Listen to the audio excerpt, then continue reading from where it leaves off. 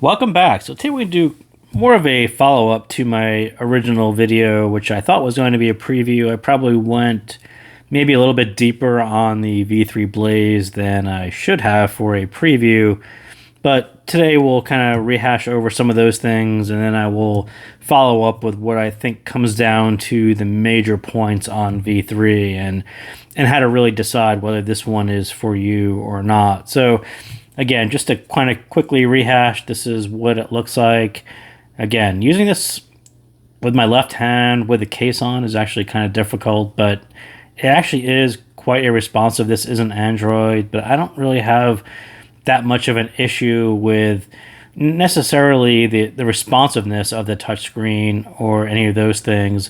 What I do have issue with are some of the things that I expect to see on Android or maybe things, and I think part of the problem is this one right here, and I didn't really intend to go there this early, but this idea, because my local files are actually split by bit rate, it actually makes it, let me see if I could go up one, it actually makes it harder to add it to a playlist. So you'll do something like this where it'll say, well, pick your folder, and you could select it like that one, you could add it to a playlist, and then you can create a new playlist, and then it brings up the number pad text input, which is slightly annoying if you're not used to it. But let's kind of do that, and then you hit OK, and then you get that. So I think a lot of the things that I had, I think the responsiveness of the screen I think is actually quite fine. I love listening to it. But I think some of the interface things and a lot of things that people brought up in the comments on the original video, on the original preview, I think kind of stand, and we'll talk about some of those things. But going back to the original, kind of the spec-wise of the V3 Blaze, I do think that it is a dual AK4493 SEQ, very high quality DACs. The output power is way up there at 825 milliwatts per channel, balanced at 32 ohms. It does have a low pass filter, the OPA 1652. Again, I think the sound is actually top notch on this thing. I actually love listening to it. And we'll kind of get into that in a second. But yeah, I think it's actually a really, really nice DAP to listen to. And I think there are some other things that will, but yeah, I think what was noticeable right away, I think the imaging, separation, layering, even when I got Cranier's meta set, I think a lot of the things that I said in this preview about the sound quality and how it stands out and what I really like about it, all those things, even when I continue to listen to it, all those things kind of still hold true with new sets that came in. So I don't really have I'm not going to dispute anything that I said here. I think a lot of things that I said and how good it sounds, a lot of the things that I really liked about it, I think all those things are actually, I do I like it so far? Absolutely. I think it does make sets sound better that came in, like Cranier's meta set. I think it actually sounds pretty fantastic on this. Everything about the sound is actually kind of top notch. So yeah, I don't really have any problems with a lot of things that we covered in the preview, but I think what I wanted to talk about today is kind of the follow-up to that, and it really comes down to two things. I think the sound quality, again, is top-notch. I love listening to it, but the con is the interface and the lack of Android, and can the sound quality be your primary driver of purchasing it?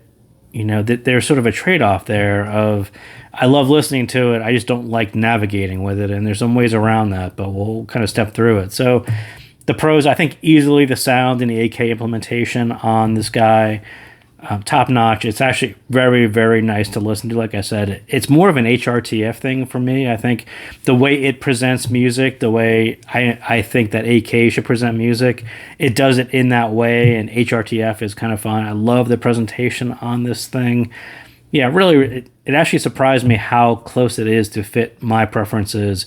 So for me, it does sound like my other amps. There isn't that much coloration to it, and does it bring something that can make my sets other shine? When Meta came in and you plug it in, does that set shine as much as it should on my desktops? Did I get that feeling? And I think, yes, it does. And I think sometimes it's that simple. You just plug in a set, hit play and you're like, yeah, this is presenting music in the way I was expecting to. It's a really great experience. The sound's all around my head. It's nicely resolving. It's not too warm. It's not muddled. It's not cut off at either end. Everything is just as it should. Very, very familiar, very similar to what I have. And again, sometimes it's just that similar. The thing just hits me in the right spot on the presentation. The AK should land right in the mids, right? That AK sound. It should sound more natural and smoother and musical and more immersive. There should be no upper mid emphasis. There should be no late upper treble emphasis. And I think Blaze paired with the AK with an amp section that is true to the ideas behind the Velvet sound. Again, I think these guys kind of nailed what AK should actually sound like, and it's a really, really nice implementation of that chip on a DAP, and I kind of can't emphasize that enough. And the two Hibi features, I think the MSEB, the EQ, the 8-ball, and Hibi Link, I think those get around a lot of my non-Android concerns. I do use Tidal and Qobuz, and while those apps look kind of minimal on this one, I think it actually functions fine, and you can actually pull up your playlist on Qobuz. You do get the auto logout on Tidal, and that's sort of annoying, and someone told me that was a daily logout, but that was super annoying. But Qobuz actually logs you out as well. And still impressed with the imaging in the stage. I think it's a very, very nice experience with your IEMs. Again, I think sound-wise, I have no issues with it. I think it is a fantastic recommendation simply on sound. And if that is your primary thing, I think this is actually a great fit. And you can double tap to turn on the screen occasionally. So the cons, and I agree with the people who left me the comments on the original preview video. I think the non-Android OS is either going to be a concern for you, or it doesn't feel or look as modern as it should, right? When you kind of flip through and go back to the home screen, and you kind of see this, and you're like, yeah, that doesn't quite look how I was expecting, or what I would want to look at in a device at this price point. It doesn't really resemble my phone. It's not really all that flashy.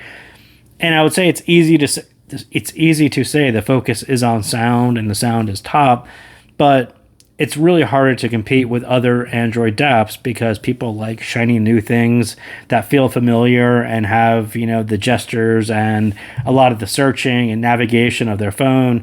And this is going to be slightly different. And I can appreciate a less colored amp section, as that is what I prefer, but it wouldn't have been all that hard to include a couple MSEB profiles that would appeal to people who like warmer or fuller bass sound.